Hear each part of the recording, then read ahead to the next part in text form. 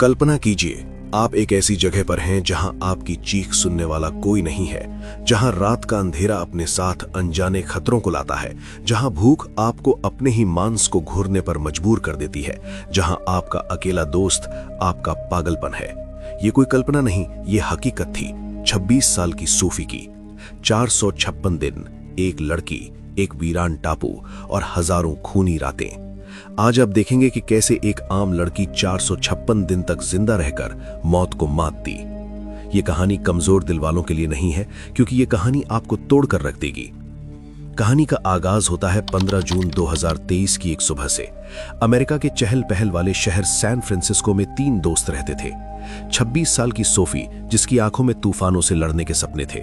उसका जुनून था दुनिया के अनछुए कोनों को खोजना। उसकी सबसे अच्छी दोस्त थी 25 साल की माया, और उनका तीसरा साथी था 28 साल का लियाम, एक निडर और अनुभवी नाविक। तीनों अपनी रोज की बोरिंग जिंदगी से एक ब्रेक चाहते थे। वे छुट्टियां बिताने और साथ ही एक नया द्वीप एक्सप्लोर करने का प्लान बनाते हैं। उन्होंने मिलकर एक साहसिक और खतरनाक फैसला किया। वे एक ऐसे द्वीप पर जाएंगे जहां इंसान के कदम आज तक नहीं पड़े थे। एक पुराने समुद्री नक्शे में उन्हें वो द्वीप मिला, एथिलगार्ड आइलैंड। ये प्रशांत महासागर के बीचों बीच एक छोटा सा हरा बिंदु था। उन्होंने अपनी छोटी लेकिन मजबूत जहाज दी एल्बाट्रॉस को तैयार किया। जहाज पर महीनों का राशन, पानी और हर जरूरी सामान लादा गया। उनका उत्साह 7वें आसमान पर था। वे एक नई दुनिया खोजने जा रहे थे। वे खुशी खुशी अपनी मंजिल की ओर निकल पड़े। एक ऐसा सफर जो उनकी दोस्ती और हिम्मत का सबसे बड़ा इम्तिहान लेने वाला था। 4 दिनों तक अथाह नीले समंदर पर उनका सफर जारी रहा। हर दिन सूरज उगता और समंदर के पानी को सुनहरा कर देता। उन्होंने डॉल्फिन्स को अपनी जहाज के साथ रेस लगाते देखा। चौथे दिन 19 जून की सुबह दूर क्षितिज पर उन्हें एक धुंधली सी हरी लकीर दिखाई दी। जैसे जैसे वे करीब पहुंचे, वो लकीर एक विशाल द्वीप में बदल गई। एथिलगार्ड आइलैंड उनकी कल्पना से कहीं ज्यादा भव्य और वीरान था। उसका जंगल इतना घना था कि सूरज की रोशनी भी जमीन तक न पहुंच पाए। किनारों पर नुकीली काली ज्वालामुखी चट्टानें खड़ी थीं। इन चट्टानों से लहरें टकराकर एक रहस्यमयी संगीत पैदा कर रही थी। हवा में जंगली फूलों की मीठी और सड़ी हुई लकड़ी की अजीब सी महक घुली हुई थी। अनदेखे रंग बिरंगे पक्षियों की आवाजें जंगल से आ रही थी। ये जगह जितनी खूबसूरत थी, उतनी ही डरावनी भी लग रही थी। लियाम ने जहाज को एक शांत और सुरक्षित खाड़ी में लंगर डालकर रोक दिया। तीनों ने अपनी छोटी नाव से द्वीप पर पहला कदम रखा। उन्हें लगा जैसे वे किसी दूसरी दुनिया या किसी दूसरे युग में आ गए हों। वे इस अनछुई खूबसूरती को देखकर पूरी तरह से खो गए थे। उन्हें यह एहसास बिल्कुल नहीं था कि वे स्वर्ग नहीं, एक पिंजरे में दाखिल हुए हैं। एक ऐसा पिंजरा जहां से निकलना नामुमकिन था। अब वीडियो में आगे बढ़ने से पहले, अगर आप भी दुनिया भर की ट्रू सर्वाइवल स्टोरीज देखना पसंद करते हैं तो चैनल को सब्सक्राइब जरूर करें। द्वीप पर उनके पहले 7 दिन किसी जादुई सपने की तरह थे। हर दिन वे एक नई और हैरान कर देने वाली चीज खोजते। उन्होंने रात में चमकने वाले नीले रंग के मशरूम देखे। उन मशरूमों की रोशनी में जंगल किसी दूसरी दुनिया का लगता था। उन्हें एक बहुत पुरानी टूटी फूटी झोपड़ी मिली जो लताओं से ढकी थी। ये किसी भूली बिसरी सभ्यता का आखिरी निशान लग रहा था। वे दिन भर द्वीप को नापते और रात में आग जलाकर अपनी खोजों का जश्न मनाते। ये उनकी जिंदगी का सबसे बेहतरीन समय था। वे आजाद और खुश थे, लेकिन उनकी ये खुशी सिर्फ 7 दिनों की मेहमान थी। 26 जून की सुबह उनके लौटने का दिन आ पहुंचा। उन्होंने अपना सारा सामान वापस दी एल्बाट्रॉस पर लाद लिया। लियाम ने मुस्कुराते हुए जहाज का इंजन स्टार्ट करने के लिए एक चाबी घुमाई, लेकिन इंजन से सिर्फ एक खट की आवाज आई और फिर गहरी खामोशी छा गई। उसने दोबारा कोशिश की, फिर दोबारा, पर इंजन स्टार्ट नहीं हुआ। घंटों की मशक्कत के बाद भी वे उसे ठीक नहीं कर पा रहे थे। जहाज का रेडियो और कम्युनिकेशन सिस्टम भी पूरी तरह से बंद हो चुका था। अब वे दुनिया से कट चुके थे। मदद मांगने का कोई रास्ता नहीं था। वो स्वर्ग जैसा द्वीप अब एक भयानक जेल की तरह लग रहा था। उनकी आंखों में खुशी की चमक की जगह अब खौफ ने ले ली थी। उनके पास एक आखिरी उम्मीद बची थी, जहाज पर रखी एक छोटी motor boat, emergency life boat. मगर उस पर एक बड़ी समस्या लिखी थी, क्षमता सिर्फ 2 व्यक्ति। तीनों एक साथ उस पर बैठकर नहीं जा सकते थे। ये नामुमकिन था। एक लंबी, खामोश और तनावपूर्ण रात के बाद एक दिल तोड़ देने वाला फैसला हुआ। लियाम और माया उस लाइफ बोट से मदद लाने के लिए निकलेंगे। सोफी जहाज पर ही उनका इंतजार करेगी। लियाम ने नक्शे के हिसाब से बताया कि उन्हें 8 दिनों में लौट आना है। उन्होंने सोफी के लिए 10 दिनों का खाना और पानी का स्टॉक छोड़ा। साथ में एक फ्लेयर गन भी दी ताकि जरूरत पड़ने पर वो सिग्नल दे सके। 27 जून की सुबह सोफी के लिए उसकी जिंदगी की सबसे मुश्किल सुबह थी। उसने रोते हुए अपने दोनों दोस्तों को गले लगाया। हम जल्द लौटेंगे सोफी, हिम्मत मत हारना। सोफी द एल्बाट्रॉस के डेक पर खड़ी उन्हें दूर जाते हुए देखती रही। वो तब तक देखती रही जब तक नाव समंदर में एक छोटा सा बिंदु बनकर गायब नहीं हो गई। वो वापस जहाज के अंदर बने छोटे से केबिन में आ गई, जो अब उसका घर था। उसने केबिन की दीवार पर पहला निशान खींचा, दिन 1। हर सुबह वो उम्मीद से समंदर को देखती और दीवार पर एक और निशान खींच देती। 10 दिन बीत गए, 10 निशान खींच गए, लेकिन कोई वापस नहीं आया। 11वें दिन की सुबह सूरज उगा, पर सोफी की उम्मीद का सूरज डूब चुका था।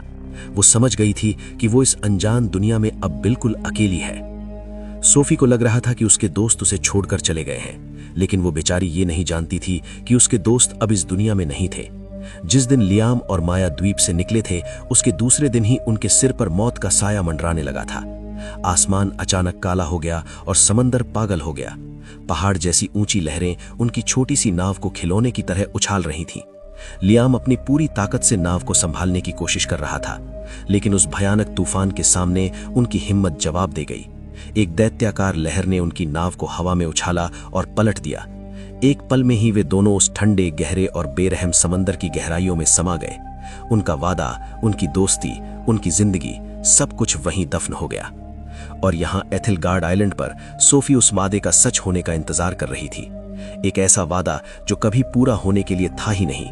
वो हर रात जहाज के केबिन में दुबकी रहती, तूफान की आवाज सुनती और ये सोचती कि उसके दोस्त कहाँ होंगे। उसे नहीं पता था कि जिस तूफान से वो डर रही है, वही तूफान उसके दोस्तों को उससे हमेशा के लिए छीन चुका था।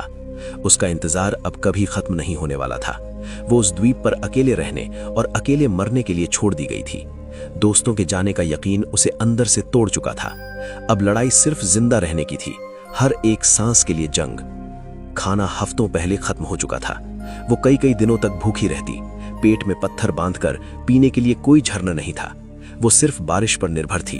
जब हफ्तों बारिश न होती तो प्यास से उसका गला सूख कर कांटा हो जाता।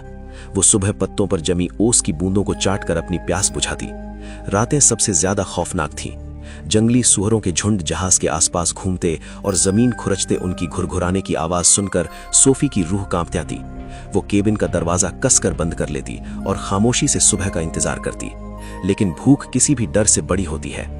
एक दिन कई दिनों की भूख से तड़पकर उसने एक फैसला किया, अगर जीना है तो मारना होगा।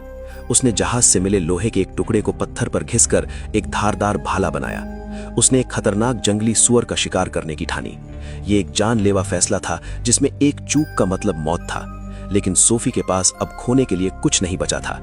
सोफी की जिंदगी अब एक रूटीन बन चुकी थी, शिकार करो, जिंदा रहो। उसने कई हफ्तों की कोशिश और कई चोटों के बाद अपना पहला शिकार किया। उस दिन उसने कई महीनों बाद पेट भरकर मांस खाया था। लेकिन हर शिकार एक जानलेवा जंग होती थी। दिन हफ्तों में, हफ्ते महीनों में और महीने साल में बदल गए। सोफी ने दीवार पर 365 निशान पूरे कर लिए थे। 1 साल बीत चुका था। शहर की वो नाजुक लड़की अब पूरी तरह से एक जंगली योद्धा बन चुकी थी।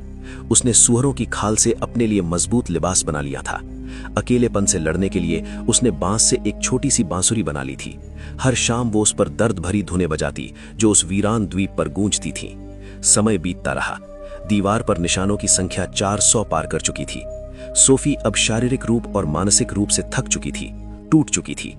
एक दोपहर वो उदास बैठी जहाज के डेक से समंदर को देख रही थी। तभी उसे दूर क्षितिज पर एक बिंदु दिखा। वो एक जहाज था। सोफी की सूखी रगों में जैसे अचानक खून की बाढ़ आ गई। वो अपनी पूरी ताकत से चिल्लाई। उसने आग जलाई, कपड़े लहराए, लेकिन सब बेकार गया। जहाज अपनी राह पर चलता रहा और आंखों से ओझल हो गया। उस दिन सोफी का दिल हमेशा के लिए टूट गया। लेकिन उसी टूटे हुए दिल से एक नई जिद ने जन्म लिया। मैं यहां सड़कर नहीं मरूंगी, मैं इस समंदर से लड़ूंगी। उसने फैसला कर लिया, वो इस द्वीप से भागेगी। लगभग 1 महीने तक सोफी ने दिन रात एक कर दिया। उसने बांस के सबसे मजबूत लट्ठों और लताओं को इकट्ठा किया। उसने अपनी पूरी ताकत और द्वीप पर सीखी हर कला का इस्तेमाल किया। उसने बांस के लट्ठों को कसकर बांधकर एक छोटा सा बेड़ा बनाया। उसने जहाज के मलबे से मिले कपड़े का एक छोटा सा पाल भी तैयार किया। उसने अपनी नाव को नाम दिया होप, यानी उम्मीद। उसने अपने साथ कुछ हफ्तों के लिए सूखी मछली और मांस जमा किया। मीठे पानी के लिए उसने नारियल के खोखले खोलों को भर लिया। और हाँ, उसने अपनी वो कीमती बांसुरी भी अपने साथ रख ली। 426वें दिन उसने अपनी छोटी सी होप को समंदर में धकेला। उसने आखिरी बार अपने उस द्वीप को मुड़कर देखा जो उसकी जेल भी था और घर भी, और फिर वो अनजान अथाह समंदर में उतर पड़ी। शुरुआती कुछ दिन उसकी हिम्मत बनी रही, वो पाल की मदद से आगे बढ़ती रही, लेकिन जल्द ही उसे इस सच्चाई का सामना करना पड़ा। वो इस अंतहीन समंदर में एक पत्ते की तरह थी जिसका कोई किनारा नहीं था। चारों तरफ मीलों तक सिर्फ नीला पानी और खामोशी थी। अब उसे द्वीप का अकेलापन भी एक नियमत लगने लगा था। उसका खाना और पानी हर गुजरते दिन के साथ कम हो रहा था। उसने अपनी जिंदगी का सबसे बड़ा और सबसे खतरनाक जुआ खेला था। 1 महीना, फिर 2 महीने। सोफी अब समंदर में पूरी तरह खो चुकी थी। लगभग 450 दिन अकेले लड़ते लड़ते वो अब अपने अंत के करीब थी। उसका सारा खाना और पीने का पानी कई हफ्ते पहले ही खत्म हो चुका था। वो अब सिर्फ बारिश के पानी के सहारे जिंदा थी जो कभी कभार बरसता था। दिन का जलता हुआ सूरज उसका सबसे बड़ा दुश्मन था। उसकी त्वचा झुलसकर काली पड़ गई थी और जगह जगह से फट गई थी।